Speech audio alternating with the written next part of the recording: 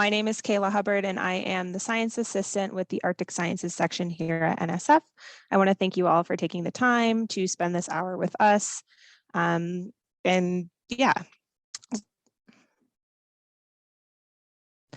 Just to reiterate, Liz did a fantastic job. Please remain muted during this presentation, and at any point in time, you can submit any questions that you might have through the chat feature. We'll make sure to answer all the questions at the end. Just to clarify this office hour, we will start with a short presentation just highlighting some of the things that we want to share with you. This presentation is going to be about 20 minutes, leaving most of this time open for discussion and questions. We really want to facilitate that conversation with all of you. So thank you for joining us. I'm going to pass it off to Jennifer Mercer, the Arctic Sciences section head. Thanks, Kayla. And this is a great turnout. Welcome, everybody. It's nice to see you here, and we always appreciate folks taking time out of their day to come and chat with us and hear updates from us. We have almost 90 people on the participant roster right now.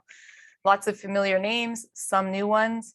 I will remind our staff that we are putting our NSF affiliation and titles in our names next to our names there so that folks can identify us as they go through the participant list. We have some new faces within the Office of Polar Programs. And first I'll introduce her. Kayla just introduced herself. She's our new science assistant, and we're very excited to have her on board because we have been without a science assistant for several years now. Kayla's done a great job jumping right into the mix of things and is a great addition to our team. And then on the Antarctic side, Carla Haraz has joined our team as the Antarctic Operations Manager for Antarctic Infrastructure and Logistics, AIL. And then Allie Kristen is the new Knaus Marine Policy Fellow in Antarctic Sciences. Next slide, please. Am I driving the slides or are you driving the slides? I should be driving them. Okay. They're a little finicky. There we go. All right. Okay. So as a way to remind everyone or reintroduce you or introduce you, if you're not familiar with us, to our staff, I'm going to actually go through our programs as well. As Kayla mentioned, I am the section head for Arctic Sciences. I stepped into this role permanently at the end of October. I have been with the section as a permanent NSF employee since 2016. I originally joined the section in 2009, and before that, I was part of the Antarctic research community. We have our AAAS Science and Technology Policy Fellow, Shoko Shinbrat. Would you like to wave or say hello? A couple of you I am going to call on, or Shoko's raising her hand somewhere in that list of people on the side there. I already introduced Kayla. We also have our program specialists, Linda Izzard and Angela Lyons on the line. And then going to our programs, the Arctic Research Support and Logistics Program, I think many people are aware of and work closely with Renee Crane, Pat Haggerty, Frank Rack, Randall Sisko, and Kate Ruck, who are all here online as well and waving. And the RSL program supports your field work that are funded through all of the different science programs in the section. And it was originally created well over 20 years ago now to make Arctic fieldwork safer, more efficient, and cost-effective. The Arctic Policy Program is something that's not well known. Colleen Strawhacker has recently taken over as the lead program officer, but is working closely with all of our program officers on this program. And that program supports short and long-term efforts to enhance communication, coordination, and collaboration across the research enterprise. We have some cross-cutting programs and program officers here. So I see Alan raising his hand. He is the program officer for Polar Cyber Infrastructure. And that is actually a collaboration between the Antarctic and Arctic science programs. And then Polar Education, which is managed by Lisa Rom, is also bipolar. She funds education research to promote an informed citizenry. Thanks for that word in there, you guys. And the next generation of scientists. Let's see if they threw in anything else that I have a hard time saying.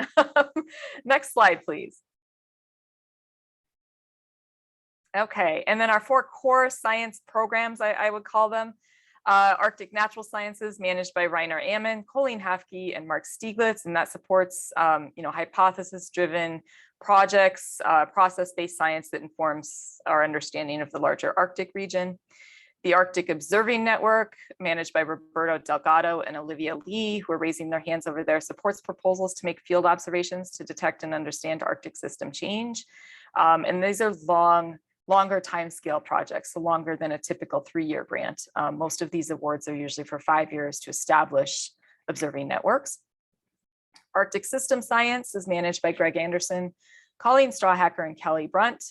And they accept proposals that advance our understanding of the Arctic as a coupled system, how the Arctic system interacts with the entire Earth system.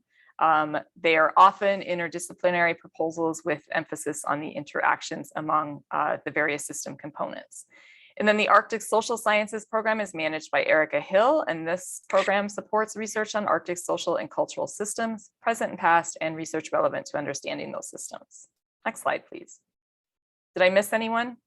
If I did, raise your hand. So they'll come up to the top of the list and say hello to everyone. Okay. I do want to call attention to the fact that we are always looking for new program officers with the IPA program. We are currently searching for a social science IPA with experience and expertise in Indigenous engagement. There are no other positions open at this time, but as you know, rotator or IPA positions are not permanent, they're temporary. So as we have people getting ready to cycle out, we want to know, we do want to have a list of folks who are interested in coming and joining our team.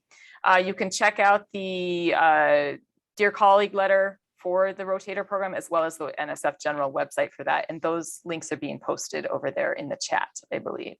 Next slide, please. Okay, go ahead, Kayla. Thank you, Jen. I'm going to pass it off to Kelly Brunt, who's going to get us started talking about some of the Arctic funding opportunities that we have here at NSF.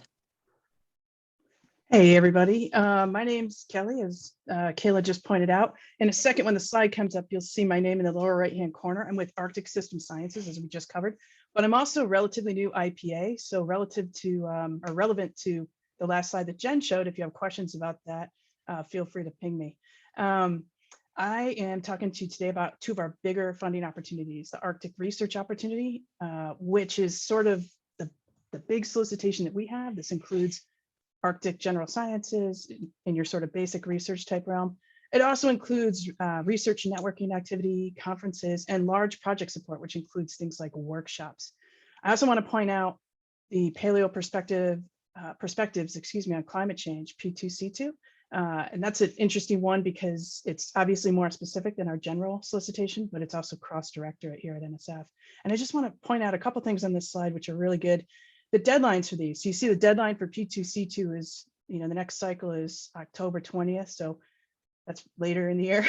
And Arctic, the general research opportunities solicitation, has no deadlines.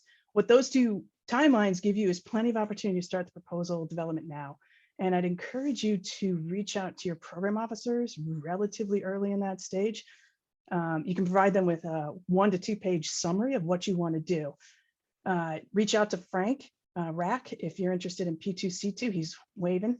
And for the Arctic research opportunities, you got to target maybe one of the 4 core programs that Jen had pointed out. You can use the slides above to help guide you, or if you think it's something, for example, relevant to Arctic System Sciences, you can email myself or the other 2 program officers in that program. And we can help guide you. We could give you feedback on the relevance to that program, or we can help you get to the program that's more relevant for your application. And we're more than happy to do so. And with that, I'll pass it off to Erica Hill. Yeah, and as Kelly said, we're happy to, any of us are happy to take your queries. I'm Erica Hill, and my program is Arctic Social Sciences, and I want to alert you to 2 great opportunities, either for you or for students or recent PhDs that you might know. First, we have the recently resurrected OPP Postdoctoral Research Fellowship. This is for folks who have recently received their PhD and want 2 years of full-time salary support to work with a mentor scientist at a US institution on a polar research topic. The area of science is open, and we would really love to publicize this more. We want to see more, more applications every year. The target date just passed for this year, but this would be a great time for recent PhDs to start thinking about applying for next year. Again, feel free to contact any one of us. Ping me if you have any questions, and I can get you to the right person. We also have Arctic doctoral dissertation research improvement grants, which is a long way of saying if you're working in Arctic system science, social science, or Arctic observing, all of those programs are accepting projects to do dissertation research. This could be for up to 3 years of basically field support.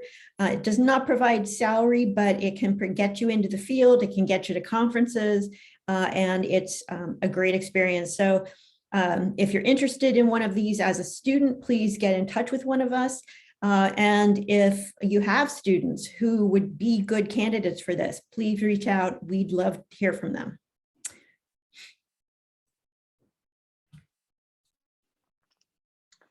Great. I think I'm up next to talk about some cyber funding opportunities. So the Polar Cyber Infrastructure Program, as Jen mentioned before, works across Arctic and Antarctic, but we also work a lot with folks over in other parts of the foundation, especially the Office of Advanced Cyber Infrastructure. And there are a lot of other solicitations and funding opportunities that are relevant to the polar research community that I want the Arctic research community to be aware of. So a few that I'll touch on here are research coordination network opportunities, one on building findable, accessible, and interoperable, reusable, and open science practices. So that one has a deadline coming up in April. Research coordination network on fostering and nurturing a diverse community of cyber infrastructure professionals. So that's about people who are professionalizing in the CI and not directly in the research. Or not the domain research, I should say. Another new solicitation is out on pathways to enable open source ecosystems. So that's communities that already exist and then helping those become more established and more supported to be more sustainable into the future. A cyber training solicitation got updated this year. I'm really excited about that one because there's more information about disciplinary support. So it doesn't have to be the most advanced cyber infrastructure ever. It just has to be advanced for your research community to be able to qualify. And there is also a track there for cyber infrastructure professionals in particular. So research software engineers and things like that, being able to make those sustainable careers and serve the research communities that they support. There's a webinar for that coming up in early April as well. And that info is on the solicitation page. There's also a Dear Colleague letter out, really excited about this, on allocating high throughput computing resources at no additional cost. It can either be a supplement or an individual proposal. And a DCL on research coordination and planning for AI and machine learning in the geosciences in general, helping connect those communities. Cool, next slide. Great, and we also wanted to remind the community that this Dear Colleague letter on polar data and sample reuse exists and is something that we're really excited about. Basically, if you're doing work that either uses previously collected data or samples or makes available previously collected data or samples, that's stuff that we encourage that falls under our Arctic and Antarctic research solicitations. And we want to really support that. Making polar data as fully compliant as possible with these good data principles and findable, accessible, interoperable, reusable, as well as the CARE principles for Indigenous data governance. So yeah, more information is in NSF 21-041. But if you have any questions about this or the opportunities in the previous slide, please reach out to me and either I can answer them or connect you with people that will. And I think Kate is going to talk next. Yeah, so I'm Kate Ruck. I'm a contractor to NSF with the research support and logistics team, but right now I'm subbing in for Lisa Rome, who's on annual leave today. And we just wanted to highlight 4 education-focused opportunities. So first, there are 2 Dear Colleague letters that highlight opportunities for supplemental funding. They're each targeting to enhance the professional development of teachers or veterans through participation in new or ongoing NSF-funded research projects. And then there are two recent solicitations published by the Geosciences Directorate. GeoPaths is a funding opportunity to increase the number of students pursuing undergraduate and or postgraduate degrees through the design and testing of novel approaches that engage students in the geosciences. Some may be familiar with the program already, but now it's a standalone program in the Geo Directorate and is no longer associated with the IU's program, which used to be in EHR. And then there's the cultural transformation in the geoscience community solicitation. And they're seeking proposals to foster a just, equitable, and inclusive geosciences research community that reflects the diversity of the United States, and to also develop a workforce with the skills required to understand how Earth system can continue to sustain society. And so Lisa Rome is the program director for all of these opportunities, so reach out to her if you have any additional questions. Thanks. Now we're going to be moving into a topic that is probably fresh on everybody's minds. I'm going to pass it over to Renee and Frank to give you some updates on field logistics for the upcoming field season regarding COVID. All right, thank you. Hi, everyone. I'm Renee Crane. I'm a program manager with the Arctic Research Support and Logistics Program. I've been with NSF for about 20 years, and currently I manage the Battelle contract that we have for research support, and I manage research support in Greenland, and my colleague Frank Rack manages research support in Alaska and on vessels. So I'll go through some of the highlights of our COVID mitigation strategies for this upcoming field season. We're going into our third year of managing COVID and field work, and things are a lot different now. So the overall strategy is that we are backing away from having mitigation protocols that we are insisting on people using, except for places where we have research stations, where having an outbreak of COVID would affect a lot of projects and operations and maintenance and things that we're actually trying to catch up on from previous years. So for the most part, we're saying where you're going, follow the protocols that are required where you're traveling to, with the exception of Toolik Field Station in Alaska and Summit Field Station in Greenland. So travel protocols are posted on the Battelle Arctic Gateway, which is our prime contractor's website. We have also posted some good practices that have worked for the past couple of years in preventing any cases of COVID from being, erupting in our field teams or at our research stations. So we ask that all research teams have a written protective plan. And this is something that will describe all of the mitigation measures and how they would respond to a COVID outbreak.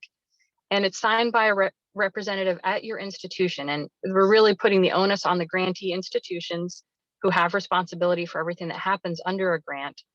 And it's also a way to document informed consent. So the institution is informed of what the protocols are, and also team members can easily be informed of what protocols are being used. And so where NSF is enforcing quarantine and testing, those can become part of the plan. So if you're going to Toolik or Summit, you might include those in your protective plan. And everyone needs to be aware of the protocols where they are traveling to.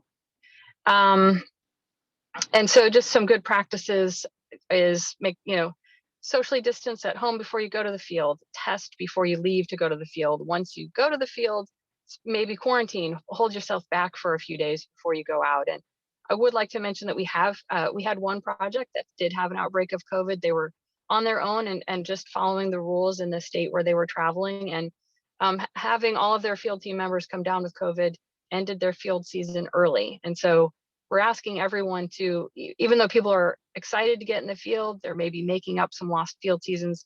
We're supporting about a third more projects this year to make up for past field seasons. That it's important to take that pause, to slow down a little bit, maybe quarantine a few days, test before you go to the field, test before you go into communities especially, and just try to be responsible for your own team and each other. And that having COVID was really disruptive, even if it's not as lethal as it is today with the new version and with people being vaccinated. So we still want to make sure that we are doing the best that we can to prevent the spread or introduction of COVID to communities or field sites. You can go to the next slide. Oh, and I do want to, okay, good. Yep. So specifically, we have quarantine and testing required for Toolik Field Station and people traveling to Greenland with us on the Air National Guard flights. And then once you get to Greenland, for example, you can move on to your field location. Unless you're traveling to Summit Station, you'll have an additional quarantine just to ensure an extra level of prevention of to not bring COVID to Summit Field Station.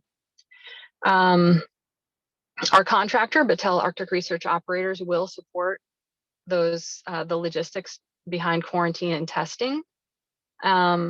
We are requiring that people be fully vaccinated and boosted for travel to Toolik and Summit Station. And again, just want to remind field teams that you're responsible for the conduct of research under your grant. And if something were to happen, you know, the medical costs and evacuations and things like that are the responsibility of the grantee institution. So just take care. And even though we have, the world has kind of opened up a lot more, when it comes to field work, we still need to be careful just because an outbreak of COVID can jeopardize a field season. Frank, did you have more that you wanted to add or other things to say about Toolik? I think you did a great job, Renee, and I appreciate it. And I think we can answer any questions later in the office hours. Sounds great. Thank you both for that update. I'm going to now pass it on to Colleen Strawhacker, who's going to talk about a little bit about Indigenous engagement. Thanks, Kayla. So hi, everyone. I'm Colleen Strawhacker. I'm a program officer for the Arctic System Science Program, the Arctic Policy Support Program, and Navigating the New Arctic. And we just wanted to highlight some of the resources that are available to be more inclusive of Indigenous communities and their knowledge into NSF-funded projects. And this has been a response of, you know, this section really wanting to be more open to including these types of projects than we have been in the past, and also from feedback from our scientists and our Indigenous partners on how we can do better in this space. So first, I wanted to highlight a resource that was released early last year, which is our Arctic Community Engagement website that you can reach at www.nsf.gov/ACE. Thanks to Bev for putting that link in the chat. And this website provides a really nice suite of programs that are looking to support this type of research when it comes to co-production or Indigenous-led projects. And you'll see there are a lot of programs at NSF that are really looking to support these things. There are also a number of resources, both for Indigenous communities and for scientists and everywhere in between, that to learn how we can do better in the space, act more ethically when we're working in this space, and then also just to be able to do better science by including Indigenous knowledge as well. I would say a lot of this has been focused on one of our Dear Colleague letters that we released last year too, which is an update on NSF's efforts to improve the inclusion of local and Indigenous voices in Arctic research. And this pertains both to the Arctic Sciences section and the Navigating the New Arctic program, which you'll hear a little bit about from my colleague Roberto on a couple of slides, but just really focusing on all of the efforts that we have made to really try to make sure that you know, our science is more equitable, and we are giving people the opportunity to really engage in NSF in the merit review process and in NSF funded research. I also wanted to highlight a potential call that some of you might be interested in. This is another Dear Colleague letter called The Potential Support for Community Hubs for Collaborations between NSF-funded Arctic researchers and Arctic residents. So again, we know that a lot of people need some time to build relationships. You need time to work together, to coordinate activities, perhaps to build your communication better. So this might be a really interesting opportunity for you if you think you want to hold some workshops or maybe hire some grad students to think about how we can improve communication and relationship building. Take a look at that Dear Colleague letter. The Dear Colleague letter is there, but we're open to a lot of different ideas. So feel free to reach out to me and my colleague Roberto. We're both listed on that Dear Colleague letter. If you have ideas, if you're wanting to think about something, a proposal in that space. And with that, I believe I hand it off to Olivia.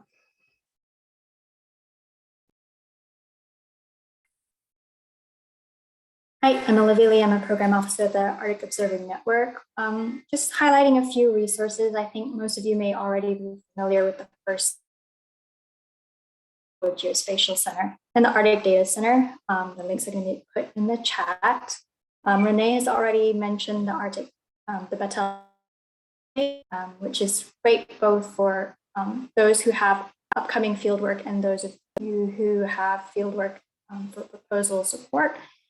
Please get in touch with them, and the gateway is a great way to start getting information about how to plan for logistics for a proposal.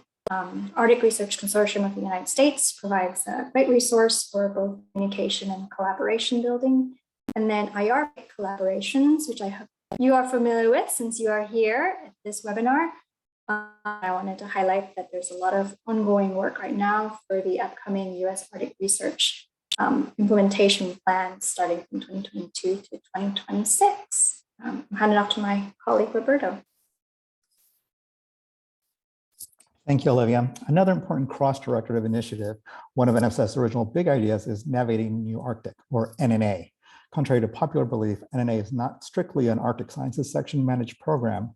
Rather, we engage actively and work collaboratively across the foundation with our colleagues in other directorates such as biological sciences, social, behavioral, and economic sciences, engineering, as well as other divisions within the geosciences directorate. This year's solicitation recently closed, but the next deadline will be in February of 2023. To summarize a little bit about NNA, it's intended to understand local and global effects of Arctic change based on interactions among the natural environment, built environment, and social systems, and also designed to build awareness, partnerships, opportunities, and resources for collaboration and equitable knowledge generation within, between, and beyond the research projects funded by NNA. This is really aligning with a new community office whose graphic is there represented on the slide. This community office, again, is intended to help researchers build these partnerships and collaborations, including with Arctic residents and indigenous communities, to meet the overarching NNA goals.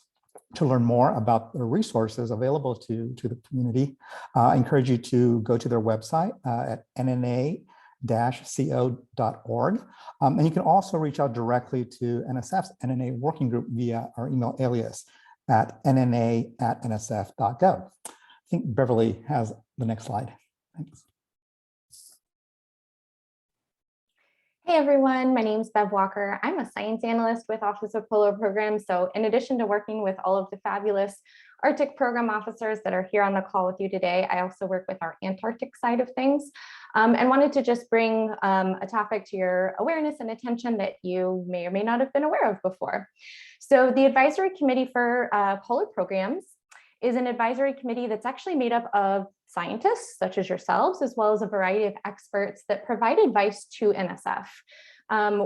As an organization that is interested in science, we are also interested in continuing to learn and update and make sure that as we are learning and updating and changing things, we are getting advice from the communities that we are serving. So that's really the purpose of the advisory committee. And the advisory committee meets twice a year. It typically meets in the spring and the fall. We have our upcoming spring meeting just in a couple of weeks. It's going to be held on March 24th and 25th. And wanted to make sure that you were aware of that. I'm going to drop a link to the website for our advisory committee into the chat. On that website, you will, not quite yet, but you will find the registration and the agenda for the upcoming meeting. It's not there quite yet. We're hoping to get it up by the end of this week, maybe early next. But there's also a lot of great resources there about what the advisory committee has talked about in the past in previous meeting agendas, as well as meeting minutes. And it's also a record of any input that comes in from the general public that attends these meetings. These meetings are, and the advisory committee itself is part of the Federal Advisory Committee Act. So by law, these meetings are open to the public. So all of you are welcome to join. You're welcome to listen. You're welcome to ask questions and be a part of that advisory process that Polar Programs receives from the communities that we serve. So just wanted to make sure that you were aware of that and had that heads up that we have a meeting that will be coming up in just a couple of weeks. Thanks, and I think I turn it over to the comms team next. Hi, everybody. My name is Terry Adillian. I'm a communications specialist in the Office of Polar Programs, and I support all things communication on the Arctic side as well as the Antarctic side. So I just wanted to mention that we do have a fairly new newsletter. Our Office of Polar Programs newsletter is quarterly. I think we've had probably 3 issues out. The latest one was released in January. So if you do not already receive this, we encourage you to sign up. There's a link in the slide. Things that we often highlight in the newsletter, we do highlight funded research. We have information about new funding opportunities, program updates. We list events, staffing updates, and just general information and resources from NSF that our community might be interested in. So I will actually put a link here to the latest newsletter into the chat. And if you want to go to the next slide. We and my teammate Sarah are also always very interested in hearing your stories of research. So if you have any media, that would be photos, videos, if you have press releases, publications about your research, please send them on to us. We're always interested in finding out about that so we can further amplify it through our NSF channels. We're also very interested in any work that you're doing around broader impacts or broadening participation. So please send that on to us. We have an email alias, oppcoms@nsf.gov. And I think that's the end of the presentation. Yes, thank you. So I want to thank everybody for listening to our presentation. Thank you for coming. And I just want to end with, we really do want to work with you. So please don't hesitate to reach out to any of us here in the section, any of the program officers. We want to help you answer any questions that you may have. So at this point, speaking of questions, I want to open the floor up to question and answer. Just a quick little recap. Please raise your hand using the reactions raise hand feature in Zoom. Raise your hand to ask a question live. You can also type questions into the chat to ask them. And if you want to ask a question anonymously, you can type that into the chat, send a direct message to either myself or Kate Ruck, and that is a way for you to ask anonymously. So with that, I will open the floor to questions.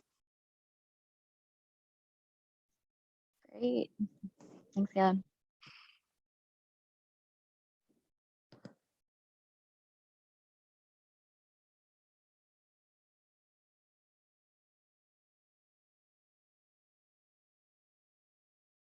We're not scary. Feel free to turn your video on if you feel comfortable. Ambassador Bolton, go ahead.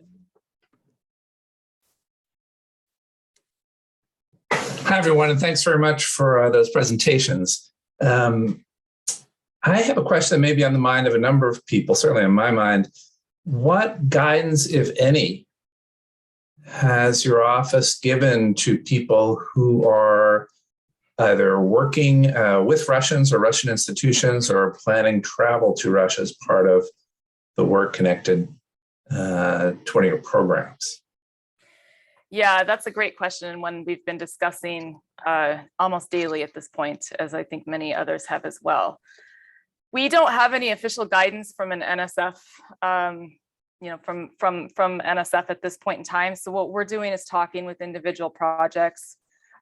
Renee can chime in here because I think there have been some workarounds that are planned for projects that are already funded and have or had field work scheduled in Russia or around Russia this year. So I'll turn it over to Renee in a second.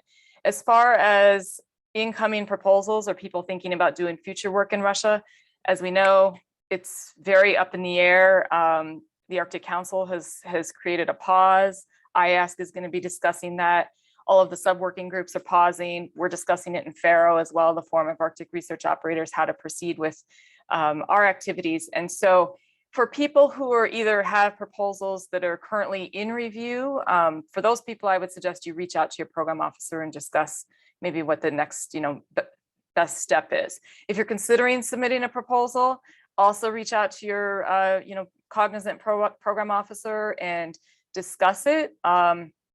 We do have the luxury that the Arctic solicitation doesn't have any deadlines. So it's something where we can pause for a little while or even a long while on. And one thing that I think we talked about and we want to convey to the community is if you really are still seriously considering submitting a proposal to work in Russia right now, to maybe talk with your program officer and think about how it might review as well, since all proposals go through a peer review, that it's something to give some consideration to.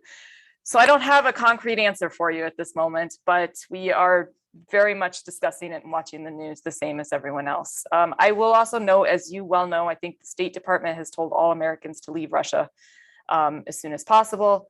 There is concern about people, entering Russia, and there's also concern about the financial channels for transferring funds to Russia. So those are challenges that we may face with upcoming scheduled projects with the already funded projects. Renee, did I miss anything on that? I want to give her an opportunity to chime in. No, I would just say that, so we as government employees are prohibited from having any transactions with Russia, but our grantees and our contractor are not prohibited. But the issue has become that many financial institutions are unable to move money, but not all of them. So we do have some existing subcontracts with specific entities in parts of Russia where we've had long-term measurements and observations.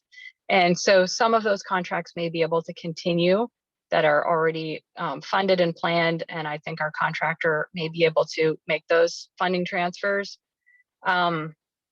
And there, again, all of us, I think, wrestle with science as diplomacy and also with the events of the world and, how conflicting some of our emotions might be about those things. But, we're working within the rules and what is allowable.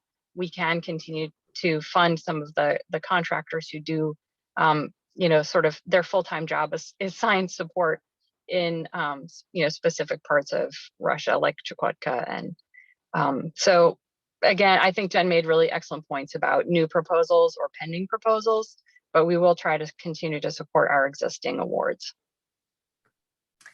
Thanks, Renee. And I want to point out, Roberta posted the link in the chat from the ASSW statement that just came out today. So hot off the presses, they have basically banned individuals representing any Russian agencies from participating in ASSW, either in person or online, which will make it easier for all of us, and in particular our European colleagues who've taken really hard stands on this and wouldn't have been able to attend. So there is that, but I will just close with the one comment of really talk with your program officer and really think about the timing of submitting a proposal right now versus even waiting just a little while until we really get some more concrete guidance from NSF and the State Department as far as travel and things like that go. So thanks for the question. I think, is it Adulthood? Did I say that correctly? It's Adulthood, I think. Adulthood. Yeah. Sorry. So I have my doctorate, but I know some people that are trying to get their doctorate and work on their dissertation. Could someone go over that information again, that there was opportunities for funding for the program and dissertation? Yeah, Erica, do you want to, Erica can answer that and maybe drop the links in the chat for you that you can grab over there. Go ahead, Erica. Sure. We call this the DDRI, and the solicitation number is 20-597. And this supports dissertation research on a number of Arctic topics, social science, Arctic observing, and the Arctic systems science. You are welcome to reach out to me. And there it is. We just had a deadline pass. Another deadline is coming up on May 15th and then December 15th. Best way to proceed is to get in touch with me or one of the other program officers. This opportunity supports field work. It supports going to conferences and presentations, supports incentives for participants. It supports collaborations with Indigenous communities. There's a lot of resources here, and we're happy to discuss that in greater detail. Thanks. And Erica, before you go, there's a related question in the chat. Are engineering students working on foundation systems for Arctic infrastructure eligible to the Arctic Doctoral Dissertation Research Improvement Grants?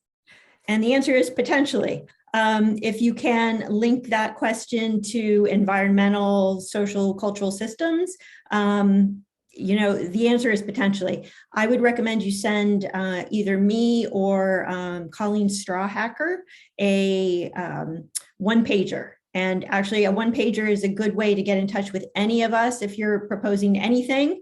A one-pager that sort of gives us a brief overview of what you're thinking about, and that will help us place your project with the correct program. And then I did want to highlight that I think a question had been asked in the chat by Brian Barnes asking how many postdoc fellowships did we anticipate funding, which Erica also answered in the chat. And so just to highlight that we funded 13 last year, we funded 13. This year we anticipate 6 or 7, possibly more depending on funding. All right, thanks Erica and Kate, and we'll go to Brendan for your question. Yeah, thanks. I want to turn back to David's question about guidance about working with Russia. And actually the question for you, Dave, is are there conversations going on in OSTP or the White House about guidance across the government on this question? Jen, it's okay if I answer that? Please do. I think it's great. Yeah, not that I have an answer, Brendan. Yeah. Well, the short answer is yes, there are conversations going on, but the situation, as you and everybody else knows, is quite fluid. There are both conversations about interactions with the Russian government generally, not just in science and not just about the Arctic. And then there are some science-specific and Arctic-specific sort of related conversations.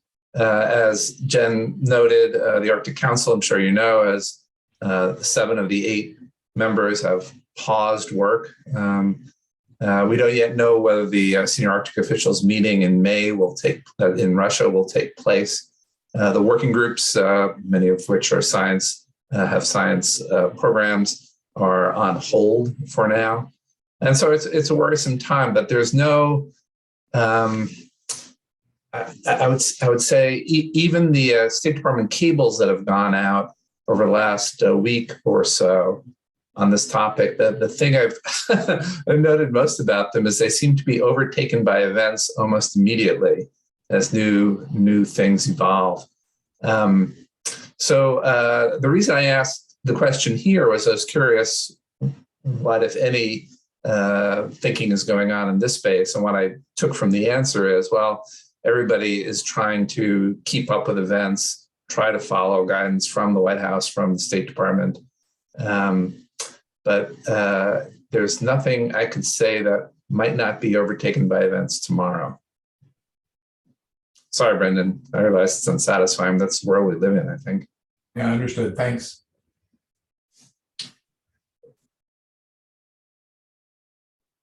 Thanks for the additional question, though. I think it's helpful. It is very much a topic on many people's minds and evolving day by day, as David said. Other questions?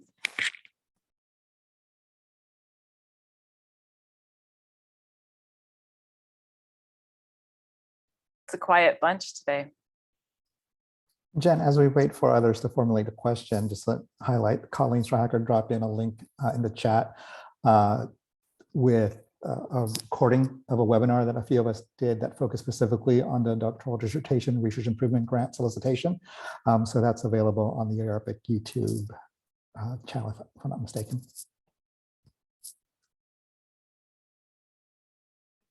Thanks for that, Roberto.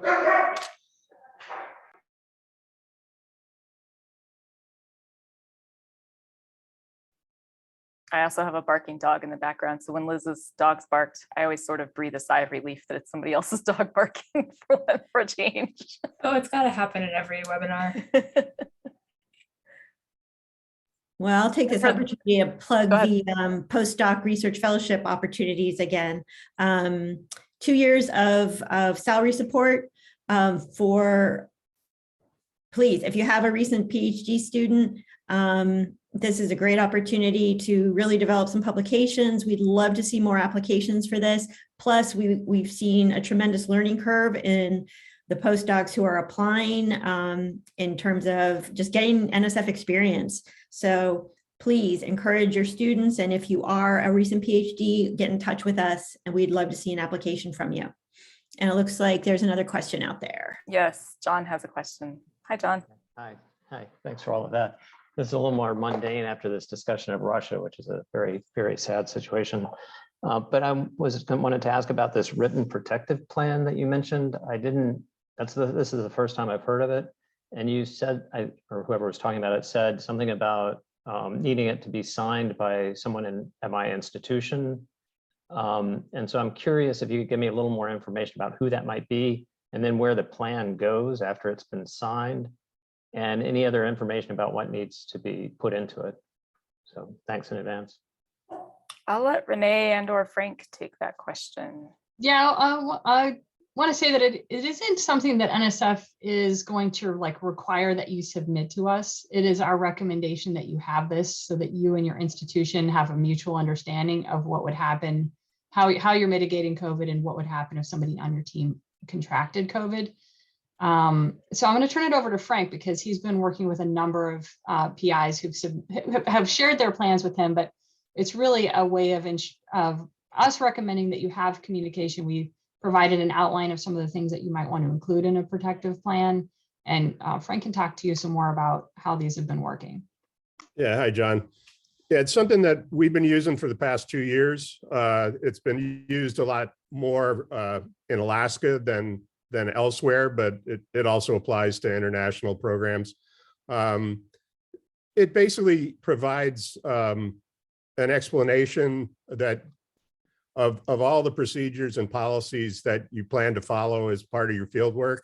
And typically each institution has delegated authority down to the dean's level, or sometimes the vice chancellor for research, maybe others, depending on the institution. And so it provides the transparency, basically, so that the institution is informed about what research is going on from a grant that they've accepted. And it also provides informed consent for all the participants in the research, so that people that are going into the field have mutual responsibility to each other and to the communities that they might be interacting with, to basically notify the community that, you know, we are asking to do research and getting consent for that activity, so that we don't have any surprises or bad outcomes. So I think it's worked really well, and having it written allows everybody to see what's there. I mean, Renee talked about an example where a team was out in the field and they did a self-test with a rapid antigen test before entering a community, and one of them tested positive. So then they paused, they put up their tents and they waited, and then pretty soon the other two tested positive as well. And so then they mitigated that activity by moving into a closed cabin and then evacuating back to a hub. Does that answer your question? Yeah, that gives me a little bit of a pause as to exactly what I'll need to do to write this thing. And so I'm curious if maybe offline you and I could get together and maybe see an example of one of these things. So, you can ask through the Battelle Arctic Gateway. We've had lots of examples, and they have examples or they have each location identified with what the procedures are. So, but you can contact me and we can talk about it. Okay, I just talked to my person at Battelle yesterday. I'm sorry, John. We will be putting an announcement out on the OPP website. We didn't get it out yet because so many things have been changing with COVID. Yeah. In it, we also include an outline of things that you might include in the plan. And I highlighted some things earlier about testing before you even leave home and get on your flight, and pausing once you get to your destination just to make sure nobody contracted COVID on the flight to the location. And like Frank mentioned, if you're working in communities, maybe take a rapid antigen test before you go in. And that's how this team caught their COVID case, an asymptomatic case, before they went in. So it's really kind of a stepwise. And then what would you do if someone had it? Having someone at your institution review it gives you that fallback of, because that's who you're going to call when you need help from the field, is someone at your institution. And this way they won't be surprised. They will have worked with you on what to expect and all the things you're doing to prevent an outbreak in your field team. Okay, that's great information. But you say that will be on the OPP website? Yeah, in about a week or so. Okay. It's going through review, but yeah. Okay, I'll look for it then. But I can also get to it through the Patel people. There is information on the Patel website, and your project manager at Patel would be able to give you some information as well. I just met with her yesterday and she didn't say anything about it, which is what I was sort of like, whoa. No, I mean, I'll just remind them to be telling people about protective plans and what might go in them. Okay, well, I'll check with her. Thanks a lot. That's great information. And actually, John, thanks for the question. I'm going to take this opportunity and your question then to remind people, and what Frank and Renee were getting at is that, awards are made to institutions. They're not actually made to individuals, and your institution is actually responsible for you. And so while we do facilitate a safe environment and access and everything, your institution is ultimately responsible for you. So if something happens or you need to be medevaced, that's where your institution kind of needs to be aware of the risk they're taking on by you going into the field.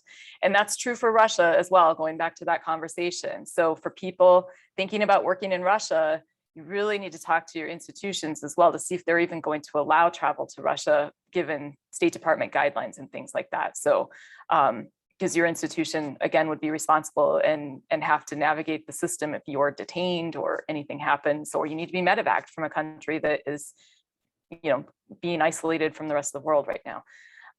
But so thanks, that was a good question and a lot of good information, I think, out of that discussion.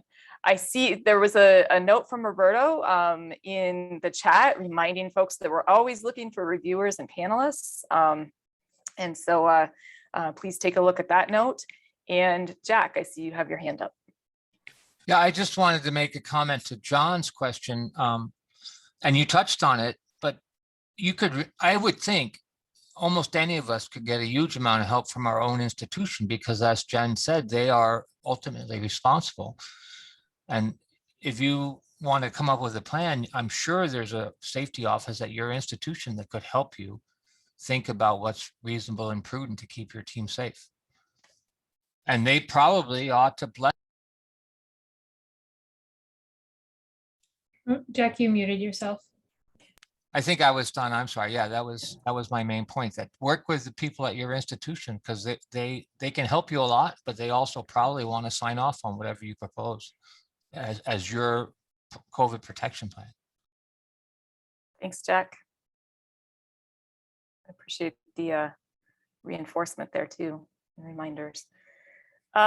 We have about 1 more minute, so we could entertain other questions, or I can turn things back over to Kayla to close us out. I have a really quick one that's kind of mundane, but that is for quarantining for the ANG flights to Greenland. There's this 6-day quarantine. We arrive on day 0. But the way air travel is now, what happens if you miss your flight or your flight is canceled on that 0 day and you arrive to quarantine a day late? Is that you miss the flight, the ANG flight then, or how strict is that rule? Oh, we would try to handle that on a case-by-case basis. I think we could potentially manage a day. If it's 2-3 days, that might become an issue, but yeah. Okay. So we don't need to plan to try to get there a day earlier or 2 days earlier just to make sure we get the full 6-day. Well, you could always err on that side of caution. Don't miss your flight, John. No, I won't do that. One more hotel day could prevent a whole kerfuffle. So right. It's not a terrible idea to be thinking that way. Okay, well, we'll consider it. Okay, great, thanks. Thanks, John. Greg. Yeah, thanks, Jen. I was just going to call attention to something Alan Pope just put into the chat, that just because this is going to end doesn't mean you can't reach out to any of us program officers with questions. Kelly said this too, and on her slide, we're here to work with you. That's our job. That's what we want to do. If you have questions, your best bet is to pick one of us that you think is the most appropriate person to ask and send us an email. If you pick somebody that we think a better person to answer, we can point you to them. Otherwise, it starts a dialogue, and that's really sort of the message I would want to amplify for Alan's comment, that we're here for you, and send us an email, and things can get started from there. And I don't remember who said it. I think it was Kayla. We're really not scary. We don't bite and we don't bark, I promise. The dogs do, but we don't. With that, Kayla, anything to close out? That covers it. I want to thank you all again for joining us and just reiterate for like the 100th time, please ask us questions. We're here to help you. Thank you for coming. And I will turn it to Liz with IARPC to close us out officially. Thanks, Kayla, and thank you to all of our NSF speakers, and thank you to everyone for joining today. Fantastic turnout today. I just dropped in the chat, but I will remind folks that we will be posting the recording for this webinar on the IARPC Collaborations website. By the end of the week, it'll also have all of the links that were dropped in the chat today, so you don't need to worry about scrambling to get them. And it'll also be on our YouTube, so keep an eye out and it'll be posted probably by tomorrow afternoon. So thanks everyone and have a fantastic rest of your day. Thank you.